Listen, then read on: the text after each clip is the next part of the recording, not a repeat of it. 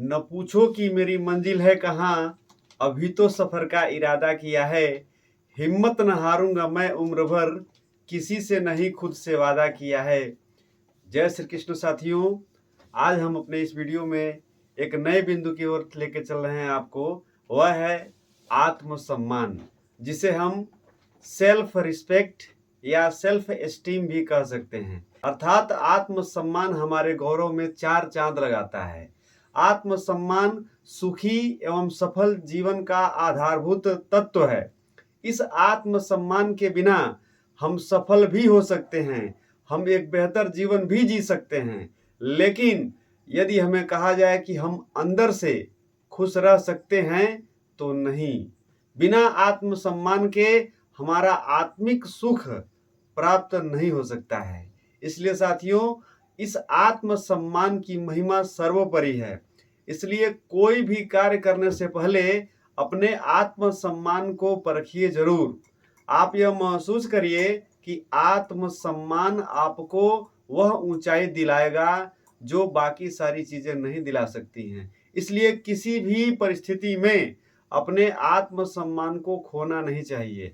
यदि आप अपने आत्म गौरव को अर्थात अपने आत्मसम्मान को प्राप्त किए हुए हैं तो निश्चित है कि व्यक्ति आपको महसूस करेंगे। अब यहाँ पर बात चलती है कि आत्मसम्मान के लिए क्या किया जा सकता है। तो आत्मसम्मान के लिए चार चीजों पर विशेष बल दिया जा सकता है। एक है आपका पावर, दूसरा है आपका नॉलेज, तीसरा है आपका मनी और चौथा है कम्युनिकेशन स्किल्स।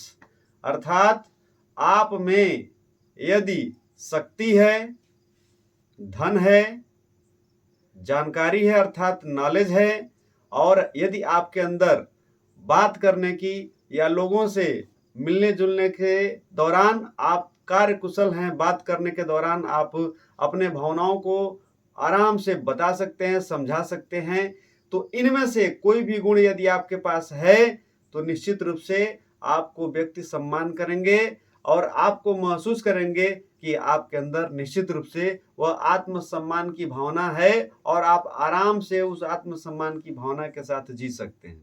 साथियों, हमने जो चारों बिंदु पर चर्चा किया है वह चारों बिंदु मुख्य रूप से यह क्या है कि हमारे खुद के वैल्यू को निर्धारित करते हैं, और यदि हमारे खुद के वैल्यू निर्धारित हैं तो हमारा आत्मसम्मान बना हुआ है। इसलिए हम यह कह सकते हैं कि साथियों, आप अपने वैल्यू को कम मत करिए।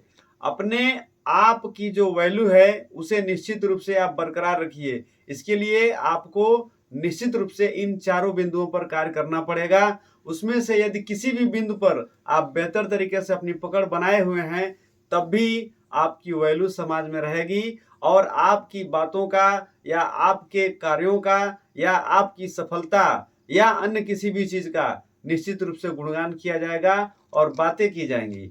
यहाँ पर यह देखा जाता है कि बहुत सारे लोग ऐसे हैं कि उनको किसी भी तरह से बोलते रहिए या कहीं से भी कोई भी कुछ भी बोल करके चला जाता है, लेकिन उनके अंदर अपना वो आत्मसम्मान नहीं है, या ये कहिए कि वो अपने आत्मसम्मान को इस हिसाब से कर लिए हैं कि उसका वह प्रत्युत्तर नहीं दे सकते हैं या नहीं दे पाते हैं। लेकिन साथियों, सबसे पहले आप महसूस करिए कि यदि आप उस लायक बन गए हैं तो आपकी कहीं से भी किसी भी तरह से अगर बात होती है और वहां पर आपके आत्मसम्मान को यदि ठेस पहुंचती है तो आप वहीं पर सावधान हो जाइए और यह समाज को महसूस कराइए कि हमारे आत्मसम्मान को ठेस पहुंची है तो इसमें निश्चित रूप से क्रांति मैं ला सकता हूं। तो यदि आपके अंदर क्रांति लाने का जुनून है तो आप समझिए कि आत्मसम्मान को धारण किए हुए हैं, और आत्मसम्मान को धारण किए हुए हैं तो निश्चित रूप से आप कुछ भी कर सकते हैं। साथियों, आप इस देह की वासना, मन की तृष्णा और इस चंचलता को अपने पैरों तले रौंदते हुए अपने लिए या अपने आत्मसम्मान के लिए निर्णय लीजिए और उस पर कायम रखिए अपने आप को। यदि आप उस निर्णय पर कायम रख लिए तो निश्चित रूप से आने वाला कल आपका होगा। बिना आत्मसम्मान के हमारे जीवन में अपूर्णता रहती है, या ये कहिए कि एक रिक्तता रहती है। उस रिक्तता की पूर्ति हम आत्मसम्मान के साथ ही कर सकते हैं, दूसरा हमारे पास कोई उपाय नहीं। खुद के बारे में आपकी क्या राय है, ये आप महसूस करिए। खुद के बारे में दूसरे क्या सोचते हैं यह मायने नहीं रखता है। यदि आप अपने बारे में यदि अपना मूल्यांकन नहीं कर पा रहे हैं तो यह एक चिंतनीय बात है। दूसरे नहीं कर पा रहे हैं यह उतना चिंतनीय बात नहीं है। इसलिए साथियों, आप अपने मूल्यांकन के तरीकों को महसूस करिए और अपना स्व मूल्यांकन अर्थात अपना मूल्यांकन करने का प्रयास करिए। और जब आप अपना मूल्यांकन करेंगे तो निश्चित रूप से आपको सत्य और असत्य का ज्ञान होगा और इस दौरान आपको लगने लगेगा कि हमें अपने मार्ग पर चलने के लिए किस चीज की आवश्यकता है। साथियों, हम सभी के जीवन में एक ऐसा समय आता है जिसमें हमारा मन ही हमें सबसे पहले कमजोर बनाने का कार्य करता है। और हमारा मन जब हमें कमजोर बनाने का कार्य करता है तो धीरे धीरे हमें यह लगने लगता है कि हमें जो दुनिया के लोग हैं वो भी हमें कमजोर बनाने का कार्य करेंगे। अगर हम अपने आप को मजबूत बनाने का कार्य शुरू करते हैं तो उस दौरान कभी कभी कुछ लोग हमारे जीवन में ऐसे एंट्री करते हैं अर्थात उनका ऐसे प्रवेश होता है कि वह हमें दो तरीके से प्रभावित कर सकते हैं। एक प्रेम से भी प्रभावित कर सकते हैं और एक नफरत से भी प्रभावित करते हैं। आप सबको, विशेषकर हमारे सभी युवा साथियों को इस बिंदु पर विशेष सतर्क होना है कि प्रेम भाव और नफरत भाव दोनों तरीके से व्यक्ति को कमजोर किया जा सकता है। आप इस चीज को महसूस करिए कि सामने वाले का जो प्रेम भाव है या जो नफरत भाव है वह आपकी सफलता से किसी भी तरह से बड़ा नहीं है। आप जिस दिन सफल हो जाएंगे उस दिन जो आपके पीछे लगे हुए हैं वह निश्चित रूप से मुंह की खाएंगे और उन्हें लगने लगेगा कि इस व्यक्ति के अंदर वह चीज थी जो हमारे इस कारण भी अपने आप को किसी भी तरह से प्रभावित होने से बचा लिया। साथियों, इस आत्मविश्वास को समझने के लिए मैं आपको एक छोटी सी कहानी प्रस्तुत कर रहा हूँ। एक रेलवे स्टेशन पर एक भिखारी भीख मांग रहा था। वह कटोरा साथ में रखा था, उसके साथ कुछ पेंसिल्स भी रखी हुई थी उसके। वह चुपचाप अपना कार्य कर रहा था। बगल से एक आदमी गुजरा ट्रेन में चढ़ने के लिए, तो देखा कि भिखारी बैठा हुआ है, तो वह अपने जेब से एक 50 रुपए का नोट निकाल करके उसके कटोरे में डाल दिया और जा करके अपने सीट पर बैठ गया। कुछ समय पश्चात उस व्यक्ति को याद आया कि हाँ भाई, मैंने तो कुछ भूल गया है। तो वह पुनः उस भिखारी के पास वापस आया और कहा कि ओहो, तुम्हारे पास तो पेंसिलें भी हैं, अर्थात तुम भी हमारे तरह से एक व्यापारी ही हो। और उसने क्या किया कि उस एवज में कुछ पेंसिलें ले लिया और फिर जाकर के अपने डिब्बे में बैठ गया। फिर धीरे धीरे समय बीता और वह जो व्यक्ति ट्रेन से यात्रा कर रहा था वह एक चूंकि बहुत बड़ा व्यक्ति था और उसे एक फंक्शन में जाना हुआ। तो उस फंक्शन में जब वह गया तो संजोग से वह भिखारी भी वहां पर पहुंचा हुआ था, लेकिन उस भिखारी के सारे चीजें बदली हुई थी। वह व्यक्ति तो उस भिखारी को नहीं पहचान पाया, लेकिन वह भिखारी उस व्यक्ति को पहचान गया और पहचान करके जैसे उसके पास गया तो कहा कि सर, आप मुझे पहचानते हैं? तो वह व्यक्ति तपाक से बोला कि मुझे तो चेहरा आपका याद नहीं आ रहा है। तो भिखारी समझाया, याद भी कैसे होगा सर, मुझे आपका चेहरा याद है, आप ही वह व्यक्ति हैं। याद करिए कि जब मेरे पास पेंसिल भी थी और मैं भीख मांग रहा था, उस दौरान आपने वापस लौट करके मेरे पास आया और यह कहा कि तुम तो अच्छे व्यापारी हो, मैं तुमसे यह पेंसिल ले सकता हूं। और आपने जिस दिन वह पेंसिल ले करके चले गए, उस दिन के बाद से मैंने यह महसूस किया कि हमारे पास क्या है, मुझे वह भीख मांगने के लिए बनाया गया है।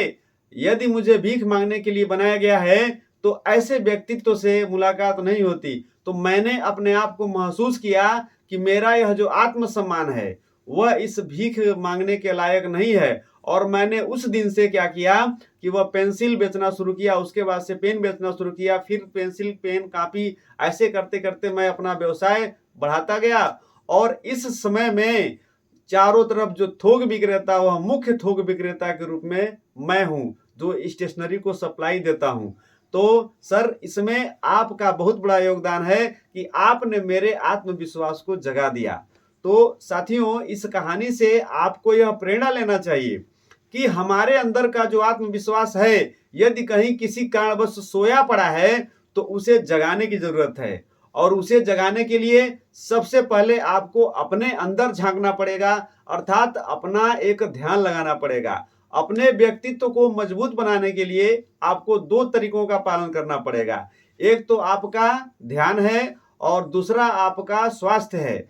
आप अपने ध्यान को मजबूत करिए साधना के द्वारा और अपने शारीरिक कार्य के द्वारा अपने शरीर को मजबूत बनाइए, स्वस्थ बनाइए। ये दोनों चीजें अगर आपके पास हैं तो निश्चित रूप से आप मजबूत हैं। आपके अंदर निश्चित रूप से वह आत्मविश्वास भरा मिलेगा और आप जीवन में किसी भी कार्य को करने में पीछे नहीं हटेंगे। साथियों, हमारा आत्मविश्वास यदि डगमगा रहा है तो उसमें सबसे बड़ा कारण यह होता है कि हम अपनी तुलना किसी और से करने लगते हैं।